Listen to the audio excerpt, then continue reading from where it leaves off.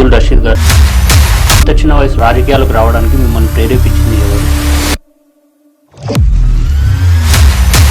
Fee స్ట్రక్చర్ని చూసుకుంటే leader అయినా ఒకళ్ళకి 10,000 ఫీజు, ఒకళ్ళకి 30,000 ఫీజు. అంటే ఒక లీడర్ అయితే ఇంత ఉంటుందా?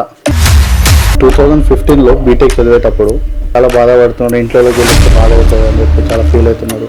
జేఎన్టీని ముట్టడించడం జరిగింది.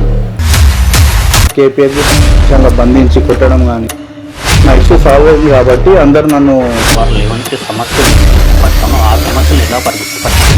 ఒక క్వాలిఫైడ్ లెక్చరర్స్ తీసుకోకుండా నీకు నాకు సంబంధం లేదు, నువ్వు అకాడమిక్ క్వాలిటీ ఆఫ్ ఎడ్యుకేషన్ ఎవరు చూడరు. రాజకీయాల నుంచి వెళ్ళిపోతున్నారు. ఫస్ట్ వస్తలేదు రాజకీయాలకి, ఏదో సోషల్ మీడియాలో పోస్ట్ పెట్టి పాలిటిక్స్. రేవంత్ రెడ్డి గారికి చాలా పాత్ర ఉంది. రేవంత్ రెడ్డి గారు కానీ అంటే ఎవరైనా కానీ నాకున్న బలం చూపించుకోవాలి. నాకుంటారు కేటీఆర్.